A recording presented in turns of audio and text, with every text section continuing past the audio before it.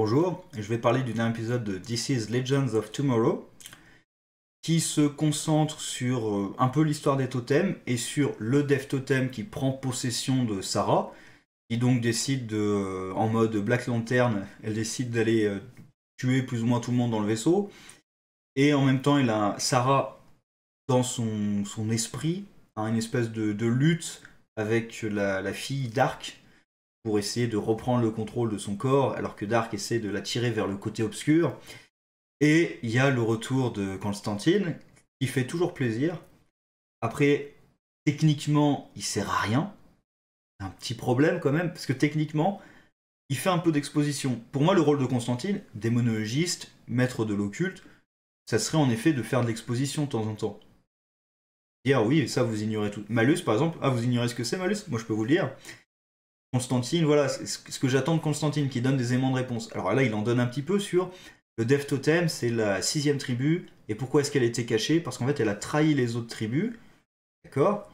Mais le problème, c'est qu'on l'apprend aussi dans les visions de Sarah. Au final, même l'information qu'il donne, en soi, elle est inutile, vu qu'elle est répétée plus tard. Le seul truc vraiment qu'il fait, c'est trouver la position du Wave Rider. Ce qui me pose une question, c'est le Time Bureau devrait pouvoir trouver la position du Wave Rider, parce qu'à plusieurs reprises, ils sont entrés dans le Wave Rider sans être invités. Donc ils n'ont pas la technologie pour le faire. Et ça, pour moi, c'est juste un truc pour donner un rôle à Constantine et justifier qu'ils aillent le voir. Alors qu'ils pourraient aller le voir pour d'autres raisons, mais bref. Il y a une petite lutte d'ailleurs amusante entre la nouvelle petite amie de Sarah et John. C'était plutôt amusant de les voir se confronter comme ça. Il y a un truc qui m'a énervé au départ, mais qui, à la fin, s'arrange grâce à John. C'est le côté que l'agent un peu débile, un peu nerd, un peu tocard de l'équipe, forcément, il joue à Donjons et Dragons. Parce que forcément, les jeux de rôle, c'est pour des mecs un peu bizarres, un peu débiles, un peu tocards et tout. Il se rattrape parce que, déjà, il fait un parallèle entre la situation et le truc qui m'a vraiment fait penser à Stranger Things. Parce qu'il dresse un parallèle entre ce qu'il a affronté dans le jeu de rôle et ce qui se passe en vrai. Sacré coup de bol que ça ressemble exactement. Mais bon, c'est un élément scénaristique. Ce qui rattrape, c'est qu'à la fin, Constantine décide d'y jouer. D'ailleurs, il joue aussi parce que Constantine, comme Sarah d'ailleurs, il est bisexuel. Hein. Donc il joue un peu là-dessus, parce que avec justement le mec, on sait pas exactement. Mais apparemment, ça m'a l'air assez clair quand même. Bref, un dernier point sur Constantine que j'ai aimé, parce que c'est un truc que j'ai pas forcément aimé avec les autres personnages, c'est qu'il se fait pas avoir par Malus. Quand il lui sort le coup de Astra, j'ai eu peur qu'il se laisse avoir. Parce que, déjà dans sa propre série, c'est le même personnage, il me semble. Je sais pas si ça a été dit officiellement, mais pour moi c'est le même acteur, c'est le même personnage. Il n'y a pas d'incohérence entre sa série à lui et l'univers général du CW. Donc dans sa série à lui, il s'est déjà fait avoir par le démon comme ça. Enfin, le démon a déjà essayé de l'avoir en tout cas. Donc s'il s'était fait avoir à ce coup-là, j'aurais dit non. Clairement non. Après, j'ai eu un peur un petit peu, et quand il fait tout pour qu'elle lui donne la main, là j'ai compris qu'il a essayé de la manipuler. C'est lui qui a essayé de la manipuler à son tour. Après, le truc, c'est que il fait rien avec ça, c'est con. Et il réussit à ce qu'elle lui donne la main, et après, il sort sa croix. T'as pas un truc meilleur? T'as pas un truc plus efficace, non? Je me demandais presque à ce qu'il balance la foudre, quoi, qu'il la grille. Et... Parce qu'en plus, il est parti en mode ah, j'ai dit à Ray qu'il fallait la tuer. Ah oui, mais Ray, il est inconscient, c'est con. Bon, voilà, c'est. Mais sinon, l'épisode en soi était plutôt sympa. En plus, ça fait une ambiance un peu différente. Mais ça fait un peu film d'horreur débile, dans le sens où. D'ailleurs, l'agent le dit tant qu'ils se séparent pas, ça va, ils peuvent survivre. Et là, film d'horreur débile, ah, on se sépare. Mais bien sûr, séparons-nous. Bien sûr.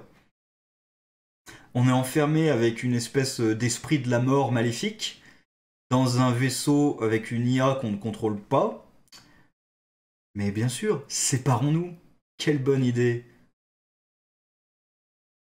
Et je trouve ça incroyable. Et l'épisode utilise des grosses ficelles quand même pour que la situation se règle pas facilement. Parce que Flash, enfin Wally en tout cas, aurait pu régler la situation. Et le truc est qu'il, comme d'autres membres du groupe d'ailleurs, il se fait avoir par les visions. Alors un point très positif, c'est qu'à la fin, il se demande d'où venaient ces visions.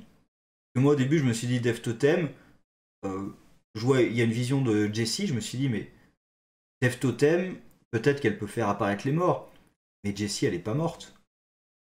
Et du coup, sa question, c'est est-ce que c'était le Dev Totem qui faisait apparaître leurs visions, ou est-ce que c'est Malus? Parce que leur hypothèse, c'est que c'est plutôt Malus qui est capable de chercher dans leur esprit pour créer des visions devant eux. Mais ce qui m'agace, c'est qu'ils sont tous conscients que ce sont des visions, aucun se laisse vraiment avoir, ils savent tous au fond que c'est de l'illusion, et ils leur parlent, ils continuent à leur parler pour donner l'occasion de se faire avoir en fait. C'est un peu con. Et le pire, c'est Wally, parce que j'aurais pu accepter Wally qui se fait abattre si Sarah avait d'abord utilisé ses pouvoirs pour le figer sur place, en profitant d'un instant de faiblesse, et ensuite qu'elle avait tiré. Là, elle fait dans l'autre sens. Elle tire et ensuite elle le projette. Mais du coup, c'est un speedster. Il devrait être suffisamment rapide pour l'incapaciter avant même qu'elle prenne son arme en fait.